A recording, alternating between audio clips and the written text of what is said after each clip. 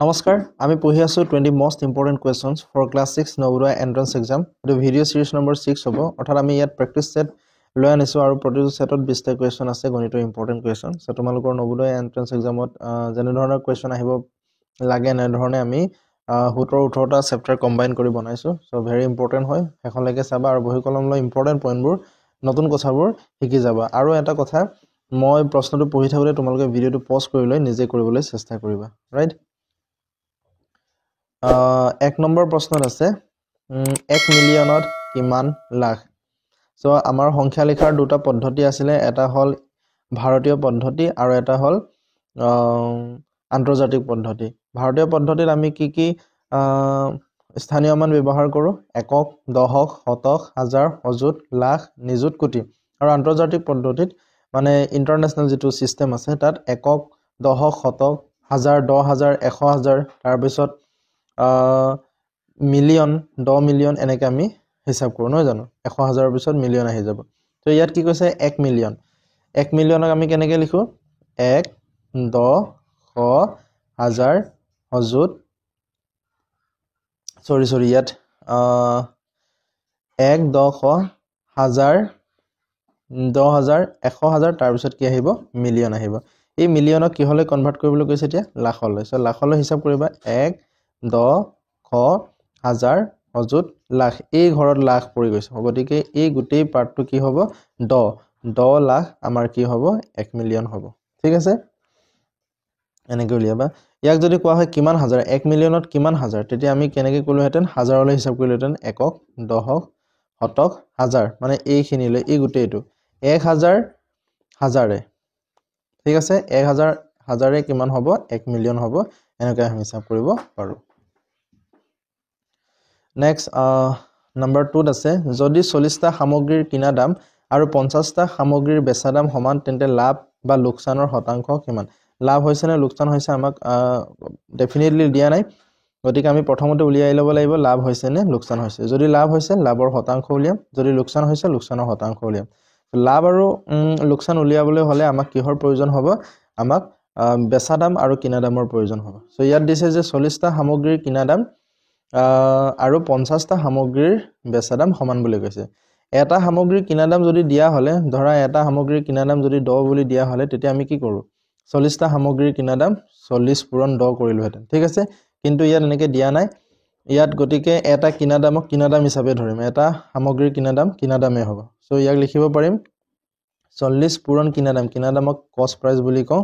Is equal two যেহেতু ইয়াত সমান বুলি কৈছে সমান বুলি লিখিবা তাৰ পিছত ইয়াত কৈছে যে 50 টা সামগ্ৰীৰ বেচা দাম সো 50 পূৰণ বেচা দাম সেলিং প্ৰাইসটো লিখিবা এতিয়া আমাক যেহেতু কষ্ট প্ৰাইস আৰু সেলিং প্ৰাইস লাগে সো কষ্ট প্ৰাইস ইয়াত লিখিবা আৰু তলত ভগ্নাংশ আকাৰত সেলিং প্ৰাইসটো লিখি দিবা তাৰ পিছত সমান চিন দিবা ইয়াত ভগ্নাংশ চিন দিবা ওপৰত আমি কি লিখিব লাগিব 50 তেতিয়াহে বজ্ৰপূৰণ কৰি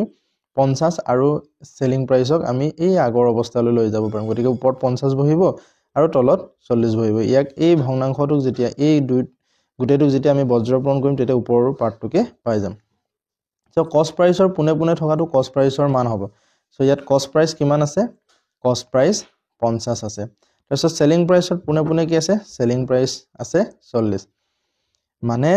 বেচা দাম কিনা দাম যদি 50 টকা আৰু বেচা দাম যদি 40 টকা হয় তো লাভ হ'ব নে লোকসান হ'ব লোকসান হ'ব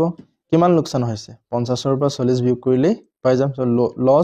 লছ হৈছে গতিকে লছ পাৰ্চেন্টটো আমি উলিয়াব পাৰিম তো লছ পাৰ্চেন্ট উলিয়াৰ সূত্ৰটো আছে ওপৰত লছ আৰু তলত কি হ'ব কষ্ট প্ৰাইস ইনটু 100% প্ৰফিটৰো এনেকৈ উলিয়া হয় ওপৰত প্ৰফিট তলত কষ্ট প্ৰাইস ইনটু 100 কৰা হয় এতিয়া লছ কিমান হৈছে এখানে মই মোহাই দিছো লছ কিমান হৈছে লছ হৈছে আমাৰ 10 আৰু কষ্ট প্ৰাইস কিমান আছিল 50 পূৰণ 100% কৰি দিয়া সো 50 এৰে এই 100% টো কেইবাৰ যাব দুইবাৰ যাব 2 আৰু 10 পূৰণ হৈ আছে 2 2 গুণ 20% সো 20% দুটা আছে 20% আমাৰ কি হল লোকসান হল গতিকে অপচন নম্বৰ বি ৰাইট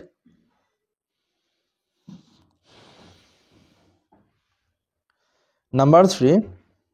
সৰি ইম্পৰ্টেন্ট হয় 7 + 5/9 ৰ পাৰস্পৰিক ৰূপটো ৰেচিপ্ৰকেল পাৰস্পৰিক মানে ৰেচিপ্ৰকেল সো ৰেচিপ্ৰকেল মানে কি হয় বুজি লোৱা ধৰা যিকোনো এটা সংখ্যা আছে ঠিক আছে এই 4 ৰেচিপ্ৰকেল বুলি ক'লে 1 লিখি তলত আমি 4টো লিখি দিব পাৰিম মানে ইয়াৰ উলুটাটো 4 উলুটাটো 4 উলুটা বুলি আমি কেনেকৈ গম পাম 4 তলত আমি 1 এটা লিখিব পাৰো সো ৰেচিপ্ৰকেল বুলি ক'লে এই 1টো ওপৰলৈ গুচি যাব আৰু 4টো তললৈ নামি আহিব গতিকে ইয়াৰ ক্ষেত্ৰত এই সংখ্যাটোক আমি যেহেতু মিশ্ৰ ভগ্নাংশত আছে ইয়াক অপ্ৰকৃত ভগ্নাংশলৈ প্ৰথমতে আমি কনভাৰ্ট কৰিম সো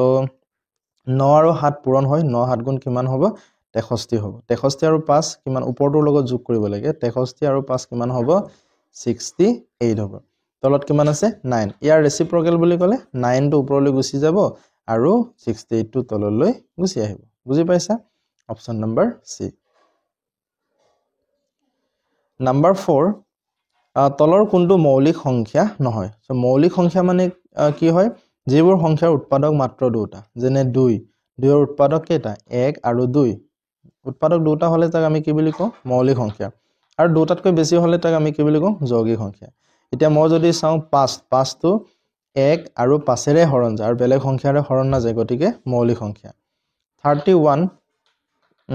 81 31 টো 31 টো 1 এৰে হৰণ যাব আৰু 31 এৰে হৰণ যাব আৰু বেলেগেৰে হৰণ না যায় 81 টো 1 এৰে হৰণ যাব 81 এৰো হৰণ যাব আৰু 9 এৰো হৰণ যাব গতিকে ইয়াত উৎপাদক কেইটা হৈছে তিনটা হৈছে গতিকে উৎপাদক তিনটা হলে আমি কি বুলি ক'ব নোৱাৰো মৌলিক সংখ্যা বুলি ক'ব নোৱাৰো গতিকে আমাৰ উত্তৰটো কি বুলি সুধিছে প্ৰশ্নটো কি বুলি সুধিছে তলৰ কোনটো মৌলিক সংখ্যা নহয় 81 টো মৌলিক সংখ্যা নহয় বুলি কৈছে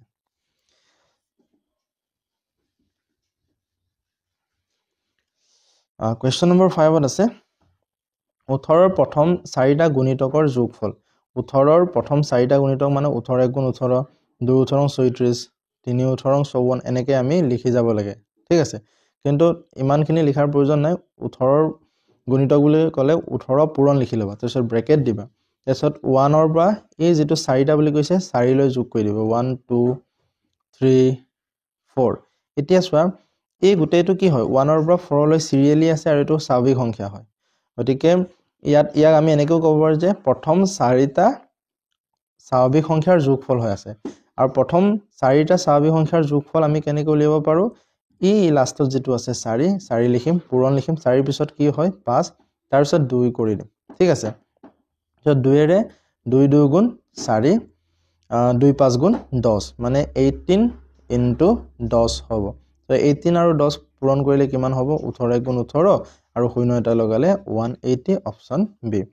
তো ইমানখিনি ইয়াত কৰাৰ প্ৰয়োজন নাছিলে কাৰণ এটো সৰু আছিল নহয় জানো সৰু হলে আমি পটককে আমি কি কৰিব পাৰো যোগ কৰিব পাৰো 4 3 7 7 3 10 বুলি ঠিক আছে কিন্তু যদি বেছি হৈ যায় ইয়াত যদি 10টা বুলি কোৱা হলে আমি এই সূত্ৰটো ব্যৱহাৰ কৰিম ৰাইট নাম্বাৰ 6 দুটা সংখ্যাৰ গহা-উ হল 12 এটো ভেৰি ইম্পৰ্টেন্ট হয় তলৰ কোনটো সংখ্যাবোৰৰ মানে দুটা সংখ্যা বুলি কৈছিলে ন এই দুটা সংখ্যাৰ লহাগু হ'ব নোৱাৰে সোৱা সদায় মন ৰাখিবা গহাউটো লহাগুৰ উৎপাদক হয় একচুয়ালি মানে গহাউৰে লহাগুটো সদায় হৰণ যায় এতিয়া এই কেইটাৰ ভিতৰত যেটো 12ৰে হৰণ না যাব হেতু আমাৰ উত্তৰটো হ'ব ঠিক আছে এটো লহাগু হ'ব নোৱাৰে মানে মই কি ক'ব বিচাৰিছো গহাউৰে লহাগুটো সদায় হৰণ যায় গতিকে আমাক কি কৈছে কোনটো লহাগু হ'ব নোৱাৰে মানে 12ৰে হৰণ যাব নোজোৱা সংখ্যাটো আমাৰ উত্তৰটো হ'ব 36 টো 12ৰে হৰণ যায় 60 টো 5 বাৰ যায় 12ৰে 96 টো 8 বাৰ যায় গতিকে 70 টো না যায় ঠিক আছে গতিকে 70 টো 12ৰে হৰণ না যায় গতিকে এটো দুটা সংখ্যাৰ এই মানে সংখ্যা দুটাৰ লহাগু হ'ব নোৱাৰে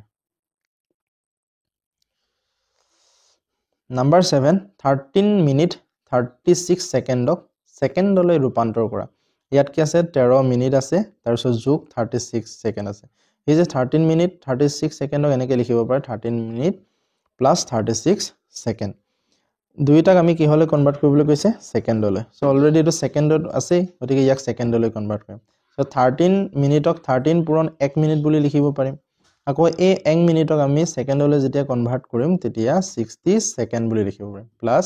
36 সেকেন্ড 13 আৰু 6 পূৰণ কৰিলে কিমান হ'ব 6 3 গুণ 18 6 গুণ 6 কে 7 7 8 0 সেকেন্ড প্লাস 36 সেকেন্ড দুইটা যোগ কৰি দিম 6 হ'ব 8 দিনে 11 হ'ব আৰু এইফালে কি হ'ব 8 হ'ব 816 second option number D right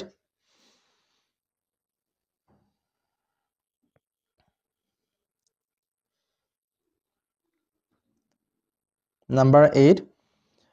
16 by 125 ৰ দশমিক সমতুল্য হল মানে 125 এ 16 ক যেতিয়া হৰণ কৰিম এতিয়া ইয়াৰ কোনটো পাম উলিয়াবলৈ কৈছে তো তোমালোকে এটা কথা মনত ৰাখিবা যেতিয়াই যিকোনো সংখ্যাক 25 এৰে হৰণ কৰিব লাগে যেতিয়া 25 এৰে হৰণ কৰিব লাগে তেতিয়া এই ওপৰত যেটো থাকে তাৰ লগত সদায় 4 এটা পূৰণ কৰিবা আৰু তলত 100 টো লিখি দিবা আৰু যেতিয়া 125 এৰে হৰণ কৰা তেতিয়া ওপৰত 8 এৰে পূৰণ কৰিব ওপৰত যেটো সংখ্যা থাকে তাৰ লগত 8 আৰু তলত 1000 মানে 03টা লিখি দিবা সো ইয়াত আমি এটুকে কৰিম 16 ৰ লগত আমি কি পূৰণ কৰিম 8 পূৰণ কৰিম আৰু তলত ইয়াত 8 ইয়াতো 8 আমি পূৰণ কৰি দিলে কি হয় একচুয়ালি গুটেটো পূৰণ কৰিলে 1000 হয় কাৰণ ইয়াত 1000 লিখি দিব লাগে বুলি কৈছো সো 8 6 গুণ 48 ৰ 8 4 উকলিব 8 1 গুণ 8 8 4 কিমান হ'ব 12 আৰু তলত আছে 1000 1000 টো 10 ৰ ঘাত হয় সো এনেকৈ হলে আমি হৰণ কৰিবলৈ একেবাৰে সহজ হয় ওপৰত যেটো থাকে এটোৱে লিখি দিব লাগে আৰু তিনটা শূন্য আছে তিনটাৰ আগত দশমিক বহুৱাই দিলে হৈ গল 0.128 অপশন বি ৰাইট 9 নম্বৰ প্ৰশ্নত আছে ওপৰত এই এক্সপ্ৰেছনটো ভালকৈ চোৱা সো ইয়াত তোমালোকে এটা কথা মানে এটা কথা নহয় দুটা তিনটা কথা মনত ৰাখিবা সো লিখি লবা এখিনি a + b whole square is equal to এনে মনত ৰখাই থবা এটা তোমালোকে ডাঙৰ হলে এনেও পঢ়িব পাবা এখিনি ক্লাস 8 9 ত সো পাবা আৰু 6 টো পাবা আৰু তাৰ পৰা a - b whole square is equal to a square minus twice ab plus b square এই সূত্ৰটো মনত ৰাখিবা তাৰ পৰা a square minus b square is equal to a plus b into a minus b ইয়াত তিনটা সূত্ৰ এই তিনটা সূত্ৰ মনত ৰাখিবা সদ্যহতে এটা চোৱা ওপৰ এই যেটো পাৰ্টটো a square minus b square নিচিনা হৈ আছে নহয় জানো তেতিয়া ইয়াক আমি এনে দৰে লিখিব পাৰিম ঠিক আছে যদি এনেকৈ থাকে তেতিয়া আকৌ উল্টা এনেকৈ লিখিব পাৰিম এতিয়া এই গুটেখিনি মই মুহাই দিছো তেতিয়া ইয়াক আমি এনেকৈ লিখিব পাৰিম 75.8 প্লাস মানে a প্লাস b 55.8 ইনটু ইয়াত এই ব্ৰেকেট যে দুটা দিছো ইয়াৰ মাজত কি হৈ আছে পূৰণ হৈ আছে 75.8 minus 55. এখানে লিখি দিছো 8 ওকে সো আঠে হাতে কিমান হ'ব 16 6 এই কৰিব পয়েন্ট আছে পয়েন্টটো আহি যাব পাছে পাছে 10 একে 11 হাতে পাছে 12 একে 13 131.6 হ'ব এটো তাৰপিছত পূৰণ আছে 8 পয়েন্টৰ পিছত 8 আছে আৰু ইয়াৰ পয়েন্টৰ পিছতো 8 আছে গতিকে 0 হ'ব পয়েন্ট আহিব 5 আছে ইয়াত আৰু ইয়াতো কি আছে 5 আছে পাছে পাছে মিলি গল 0 হ'ব হাতৰ পৰা 5 গলে কিমান থাকিব 2 থাকিব মানে এনেকৈ কৰিছো 75.8 আৰু 55.8 বিয়োগ কৰিলে কিমান হ'ব 0 হ'ব আৰু ইফালে 2 হ'ব আৰু দশমিকৰ পিছত যদি 0 থাকে এখিনি নিলিখিলেও হ'ব সো পালো আমি 20 into 131.6 এটা চোৱা ইয়াতো কেৱল 2 টো আছে বুলি ভাবা 2 টো থাকিলে কিমান 2 6 গুণ 12 2 1 গুণ 2 1 3 2 3 গুণ 6 2 1 গুণ 2 আৰু এটা ইয়াত শূন্য আছিল শূন্যটো মই লিখি দিলো আৰু ইয়াত কেটাৰ আগত দশমিক আছিল এটাৰ আগত দশমিক আছিল গতিকে এটাৰ আগত দশমিক বহুৱাই দিলে আকৌ দশমিকৰ পিছত শূন্যটো নিলিখিলেও হ'ব ঠিক আছে মানে এই গুটেই ওপৰ মানটো কিমান পালো 2632 কিন্তু তলত কিমান আছিল 20 আছিল 20 আকৌ আমি লিখিব পাৰো 2 *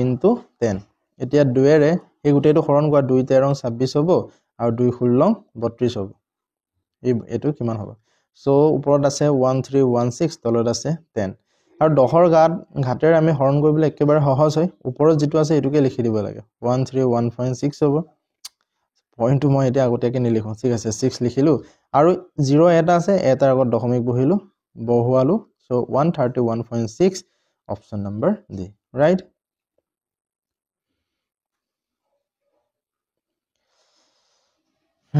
নাম্বাৰ 10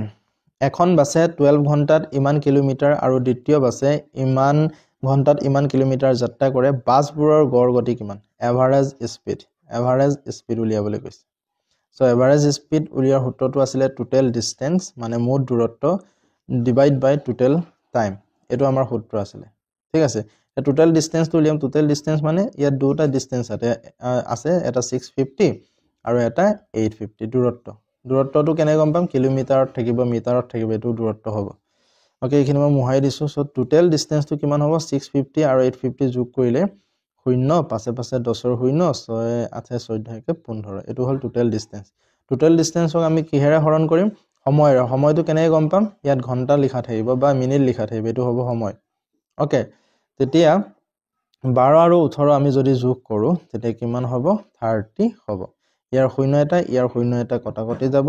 3 ৰে 15 টো 5 বাৰ যাব আৰু 0 টো 0 বাৰ যাব সো 50 কিলোমিটাৰ পাৰ আৱাৰ স্পিডটো সদায় এনে এইটোৰ ওপৰত থাকিব কিলোমিটাৰ পাৰ আৱাৰ ওপৰত থাকিলে এটো কি হ'ব স্পিড হ'ব আৰু এই যেটো কিলোমিটাৰ পাৰ আৱাৰক আমি যদি অসমীয়াত ভাঙি লিখো তেতিয়া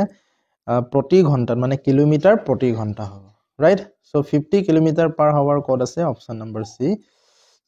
নম্বৰ সি টো আমাৰ শুদ্ধ আছে ৰাইট number 11 আছে 3.2 into 8.1 plus ইমান into ইমানৰ অনুমানিক মান হল অনুমানিক মান মানে ইয়াক approximate value বুলি কোৱা হয় approximate nearest value বুলি কোৱা হয় নিকটৱৰ্তী nearest value বা আসন্ন মান বুলি কোৱা হয় অসমীয়া যদি কোৱা আসন্ন মান ঠিক আছে ইয়াৰ বহুতো সমাৰ্থক শব্দ আছে সো অনুমানিক বুলি কলো একেখিনিয়ে বুজাব So 3.2 অনুমানিক মানে যদি কোৱা হয় যে 4.4 ৰ অনুমানিক কিমান অনুমানিক সংখ্যা কিমান বা অনুমানিক মান কিমান যেটো 4 ৰ একেবাৰে ওচৰত আছে গতিকে এটো কি হ'ব 4 হ'ব দশমিক থকা সংখ্যাবোৰৰ অনুমানিক মান এনেকৈ উলিওৱা হয় যদি কোৱা হয় 2.9 ৰ অনুমানিক মান কিমান তেতিয়া মই কম 3 কাৰণ একেবাৰে 3 ৰ ওচৰতে আছে সো 3.2 কি কাৰ ওচৰত আছে 3 ৰ ওচৰত আছে গতিকে 3 হ'ব ইয়াৰ অনুমানিক মান 8.1 টো কি হ'ব 8 এ হ'ব বাকি এই গুটেখিনি এইভাগে থাকিব কাৰণ এটো গোটা সংখ্যা হয় ওকে পূৰ্ণ সংখ্যা হয় হৰণ 4.95 কাৰ ওচৰত আছে 5 ৰ ওচৰত আছে এতিয়া আছে হৰণ যোগ আৰু পূৰণ আমি কিহৰ কাম কৰিম হৰণৰ কাম কৰিম সো 5 ৰে এই গুটেটো হৰণ কৰিলে 5 6 গুণ কিমান হ'ব 30 31 ৰ পৰা 30 গলে 1 থাকিব এই একটো 18 ওচৰলৈ আহিলে 18 ওচৰলৈ আহিলে 18 হ'ব 5 ৰে 18 টো কেইবাৰ যাব 3 বাৰ 5 3 গুণ 15 18 পৰা 15 গলে কিমান থাকিব 3 থাকিব 3 টো 5 ৰ ওচৰলৈ আহিলে কিমান হ'ব 35 5 7 গুণ 35 সো 637 পাই গল 5 7 গুণ 35 তাৰ পৰা যোগ আছে আৰু পূৰণ আছে ইয়াত 8 3 গুণ কিমান 24 যোগ কৰি দিয়া 7 4 11 ৰ 1 3 2 5 1 6 আৰু এফালে 661 অপচনত আছে নে নাই ইয়াৰ অনুমানিক মান আকৌ লব লাগিব সো 661 কাৰ ওচৰত আছে 660 ৰ ওচৰত একেবাৰে আছে গতিকে option number C will be correct answer right Number 12 হৰল কৰা সো ইয়াত সদায় বটমাছ ৰুলটো মনত ৰাখিবা বটমাছ ৰুল মানে প্ৰথমতে ব্ৰেকেটৰ কাম কৰিম তাৰ পিছত ৰৰ কাম কৰিম তাৰ পিছত হৰণৰ কাম তাৰ পিছত পূৰণৰ কাম তাৰ পিছত যোগ তাৰ পিছত কিহৰ কাম কৰিব লাগিব হৰণৰ কাম বিয়োগৰ কাম কৰিব লাগিব ইয়াত যদি চাবলৈ যাওঁ ইয়াত ব্ৰেকেট আছে হৰণ আছে যোগ আছে ৰ আছে সো প্ৰথম আমি কিহৰ কাম কৰিম ব্ৰেকেটৰ কাম কৰিম ইয়াত দুটা ভগ্নাংশ কি আছে বিয়োগ হৈ আছে সো বিয়োগ কৰিবলৈ যোৱাৰ আগত আমি প্ৰথম চাম হৰ দুটা একে নেকি যদি একে নহয় একে কৰিব লাগিব একে কৰিবৰ কাৰণে কি কৰিম লহাগ উলিয়াম সো লহাগ 3 1 গুণ 3 ইফালে 5 3 ৰে 5 মানে হৰণ না যায় এই কাৰণে লিখিলো 5 ৰে হৰণ যোৱা আছে 5 গুণ 5 দুইটা পূৰণ কৰিলে লহাগ ওলাই গল 15 মানে এই যেটো 3 আছে এই 3 ৰ ঠাইত কি হ'ব লাগিব 15 হ'ব লাগিব আচ্ছা এই 3 ৰ ঠাইত 15 হ'বৰ কাৰণে ইয়াৰ লগত কি পূৰণ কৰিব লাগিব 5 পূৰণ কৰিব লাগিব 5 পূৰণ কৰিলে ওপৰৰ লগতো কি পূৰণ কৰিম 5 সো 2 5 গুণ কিমান হৈ যাব 10 ইয়াৰ লগত কিমান পূৰণ কৰিব লাগিব 15 কৰিবৰ কাৰণে 3 ওপৰৰ লগতো 3 পূৰণ কৰিব লাগিব 3 3 গুণ কিমান 9 বিয়োগ আছে বিয়োগ চিন দিলো আৰু তলত থাকিব কিমান 15 তেতিয়া ইয়াক মই আকৌ মুহাই দিছো 10 ৰ পৰা 9 গলে 1 থাকিব আৰু তলত থাকিব 15 এতিয়া ৰ আহিব তাৰ পৰা ইয়াক ভাঙি দিম 2 5 গুণ 10 10 1 11 11/2 বুলি লিখিম প্লাস 1/2 ডিভাইড বাই 5/11 প্ৰেক্টিস কৰিলে সহজ হ'ব মই অকন বুজাই দিছো কাৰণে অলপ দেৰি লাগিছে এতিয়া ৰৰ কাম কৰিম সো 1/15 এই যেটো ৰ আছে ইয়াক পূৰণ লিখিম সো 11/2 হ'ব ওকে তেতিয়া 11 গুণ 11 হ'ব আৰু তলত 2 15 কিমান হ'ব 30 তাৰ পিছত যোগ হ'ব যোগ থাকে এই পাৰ্টটো আছে এই পাৰ্টটো কি হৈ আছে হৰণ হৈ আছে ইয়াক কি কৰিম পূৰণ কৰিম 1/2 ৰ পিছত এই হৰণ চিহ্ন পূৰণ কৰিলে উল্টা হৈ যাব 18টো ওপৰত যাব আৰু 5টো তললৈ আহিব 2ৰে এই যেটো 18টো কেইবাৰ যাব 9 বাৰ যাব গতিকে 9/5 থাকিল মানে এই গোটেই পাৰ্টটোৰ মানটো কিমান হয় 9/5 থাকিল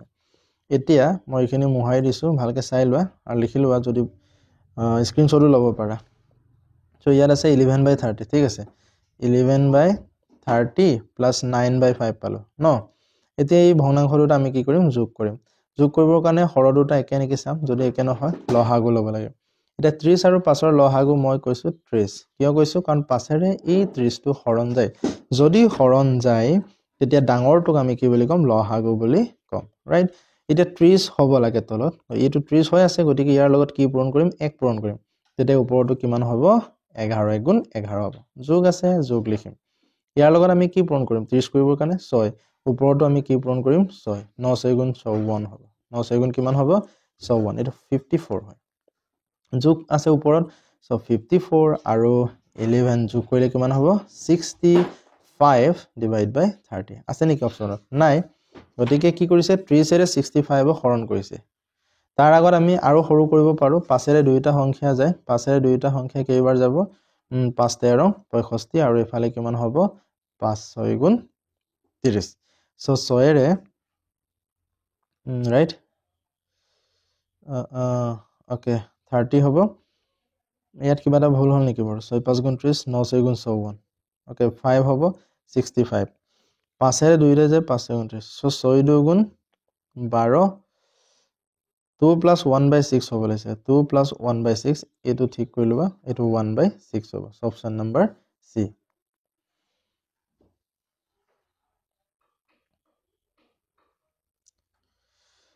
নাম্বাৰ 13 ইম্পৰ্টেন্ট কোৱেশ্চন হয় এখন স্কুল এখনত 60% ল'ৰা আছে আৰু ছোৱালীৰ সংখ্যা ইমান স্কুলত কিমান ল'ৰা আছে ল'ৰাৰ সংখ্যাটো উলিয়াবলৈ কৈছে কিন্তু ইয়াৰ ল'ৰা কিমানত দি আছে পাৰ্চেন্টেজত দি আছে 60% আৰু ছোৱালীৰ সংখ্যা কিমান আছে গাৰ্লছৰ সংখ্যাটো দি আছে 812 আৰু ল'ৰা কিমান আমাক এটো উলিয়াবলৈ কৈছে আচ্ছা চোৱা ল'ৰাৰ সংখ্যাটো 60% দি আছে আমাক যদি টোটাল মুঠ ছাত্ৰ ছাত্ৰীৰ সংখ্যা দিয়া হলে আমি ল'ৰাৰ সংখ্যাটো আৰামতে উলিয়াব পাৰিলো হেতেন কিন্তু ইয়াত মুঠ ছাত্ৰ ছাত্ৰীৰ সংখ্যা দিয়া নাই কাৰ দিয়া আছে ছোৱালীৰ সংখ্যাহে দিয়া আছে আমি জানো যিকোনো গোটা বস্তুৰ মানে সম্পূৰ্ণ বস্তুক আমি সদায় কি বুলি ধৰিম 100% সো মুঠ ছাত্ৰ ছাত্ৰীক আমি কি বুলি ধৰিম 100% মুঠ ছাত্ৰ ছাত্ৰী 100% যদি হয় ঠিক আছে হল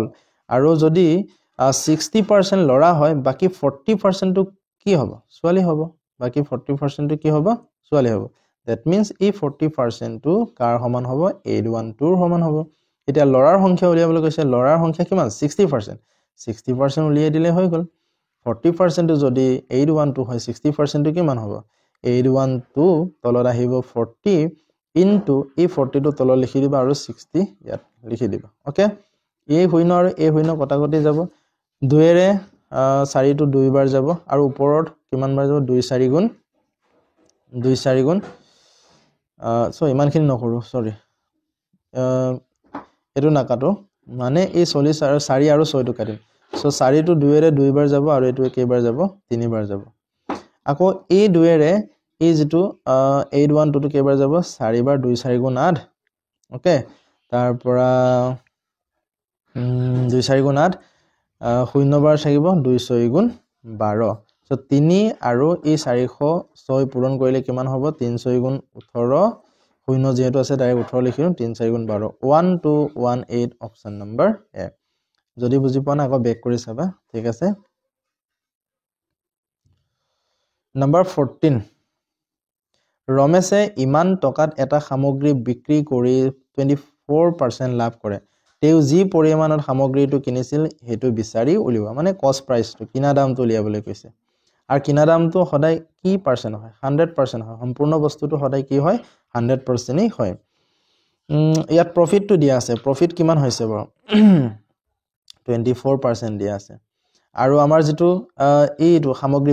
বিক্ৰী কৰি কিমানত বিক্ৰী কৰিছে মানে সেলিং প্ৰাইসটো কিমান হৈছে ইয়াত 434 কষ্ট প্ৰাইস উলিয়াবলৈ কৈছে এতিয়া চোৱা 100% ৰ বস্তুটো যদি 24% ৰ প্ৰফিট কৰে তেতিয়া আমি কি কৰো যোগ কৰো আৰু যোগ কৰিলে কি পাওঁ সেলিং প্ৰাইসটো পাওঁ সেলিং প্ৰাইচটো কিমান হ'ব 124% কিন্তু ইয়াত সেলিং প্ৰাইচ কিমান দিয়া আছে 434 দিয়া আছে গতিকে আমি লিখিব পাৰো যে 124% টো কাৰ সমান হয় 434 ৰ সমান হয় এতিয়া আমাক কি উলিয়াবলৈ কৈছে কস্ট প্ৰাইচ মানে কি হয় 100% সো 100% ৰ মানটো উলিয়াই দিম ইমানৰ মান যদি ইমান হয় তেতিয়া 100% ৰ উলিয়াবলৈ 434 ৰ তললৈ এই যেটো 124 এটো নামি আহিব ইনটু 100 কৰি দিম তলে উপৰে দুইটাই কিহেৰে হৰণ যায় দুয়েৰে হৰণ গলে ওপৰটো 2 2 গুণ 4 2 1 গুণ 2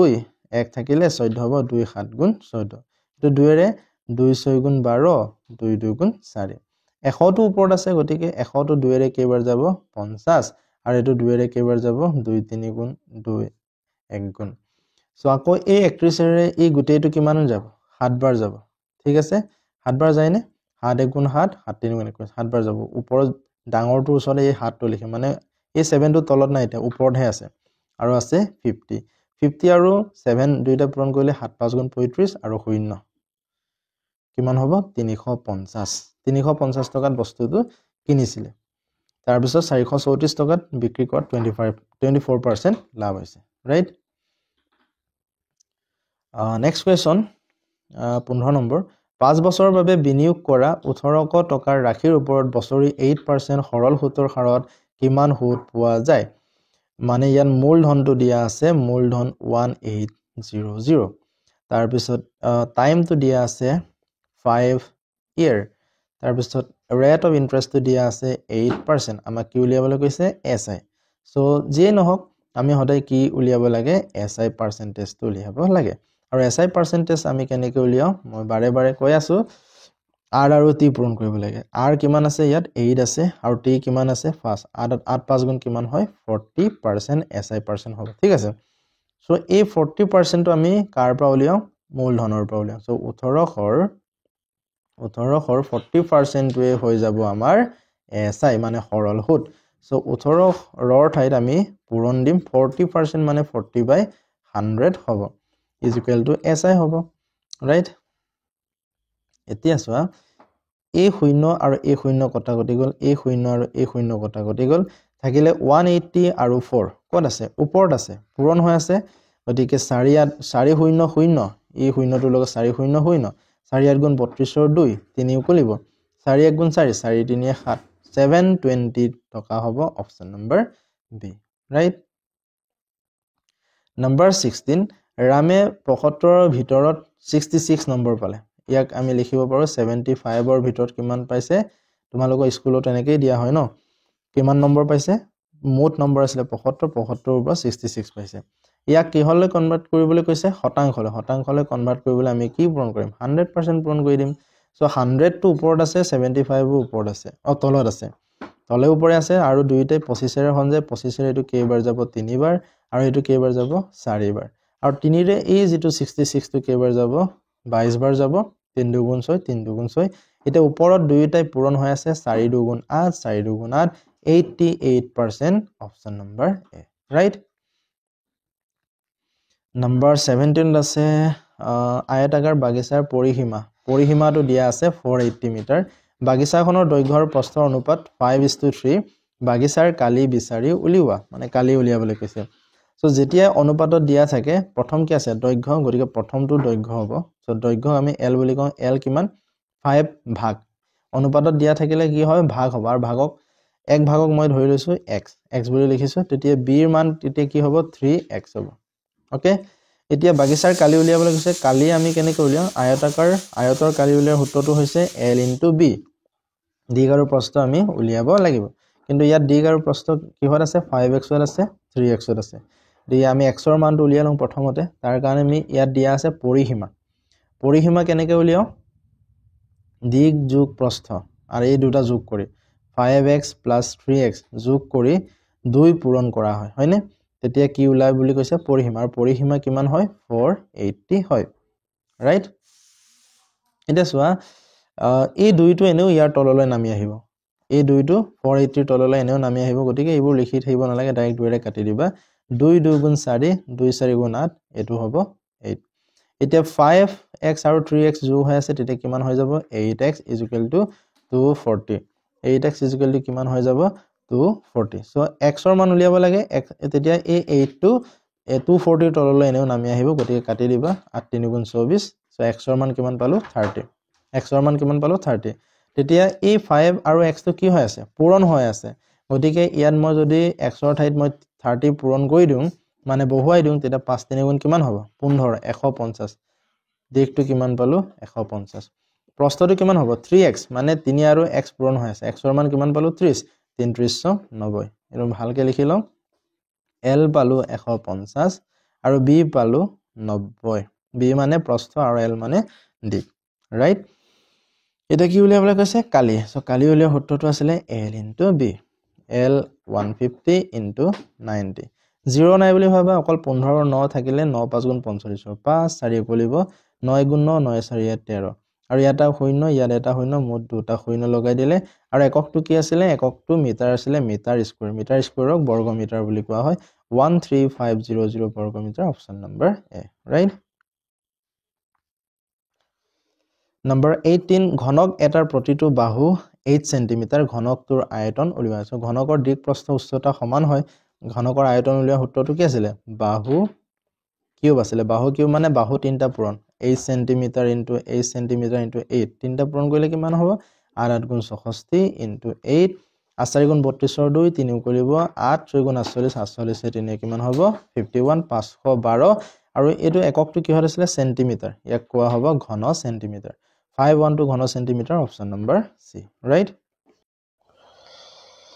নম্বৰ 19 170 ডিগ্ৰী ফাৰেনহাইটক ডিগ্ৰী সেলসিয়াস লৈ পৰিৱৰ্তন কৰে যে ফাৰেনহাইট সেলসিয়াস বুলি কৈছে এটো উষ্ণতাৰ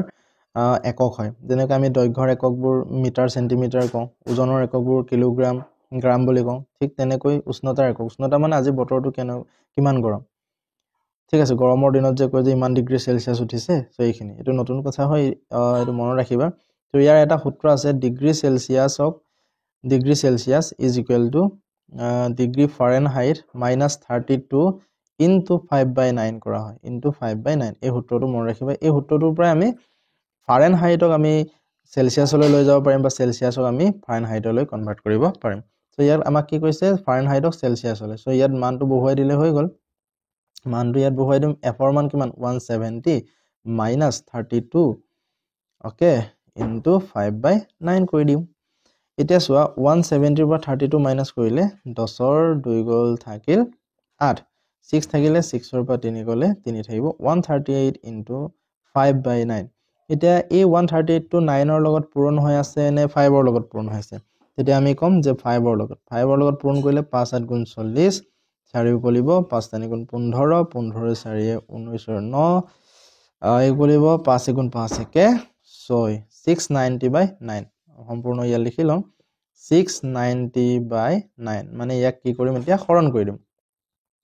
690/9 ক যদি হৰণ কৰো 9 6 গুণ 54 কম হৈ যাব ইয়াত আছে 8 আছে 7 আছে 7 আছে 8 আছে আমি 7 বাৰ দি চাও 9 7 গুণ 63 8 বাৰ দিব নোৱাৰো গতিকে এই a নম্বৰ আৰু d নম্বৰটো অশুদ্ধ হ'ব সো 63 হলে ইয়াত কিমান থাকিলে 6 থাকিলে আৰু ইফালে 0 থাকিলে ৰাইট এতিয়া চোৱা 7 দিলো মই 6 বাৰ দিব লাগিব 9 6 গুণ 54 এটোত কিমান আছে 0 আছে গতিকে এটো নহয় অপচনৰ লগতো এনেকৈ খেলিব পাৰো option number b will be correct answer right last question এখন গাড়ীয়ে ঘন্টাত 60 কিলোমিটাৰ বেগত নিৰ্দিষ্ট দূৰত্ব অতিক্ৰম কৰে আৰু ঘন্টাত 40 কিলোমিটাৰ বেগত উভতি আহে মানে একেটা দূৰত্ব ঠিক আছে গোটেই যাত্ৰাৰ বাবে গাড়ীৰ গড় গতি কিলোমিটাৰ প্ৰতি ঘন্টাত বিচাৰি উলিওৱা প্ৰশ্নটো ভালকে পঢ়ি চাবা আৰু এটো ইম্পৰ্টেন্ট হয় ভেৰি ইম্পৰ্টেন্ট এটো পৰীক্ষাত অহাৰ চান্স আছে গতিকে ইয়াত দুটা নিয়ম মই বুজাম লাষ্টৰ যেটো নিয়ম এটো একেবাৰে সহজ হ'ব মই কিন্তু কনসেপ্টটো বুজি পাইলো প্ৰথমতে সো কনসেপ্টটো কেনেকুৱা হয় মানে এটা নিৰ্দিষ্ট এটা দূৰত্ব আছে ইয়াৰ পৰা এই পইণ্টটো a বুলি ধৰিলো এই পইণ্টটো b ধৰিলো মানে এই পইণ্টটো ধৰা হয় 10 মিটাৰ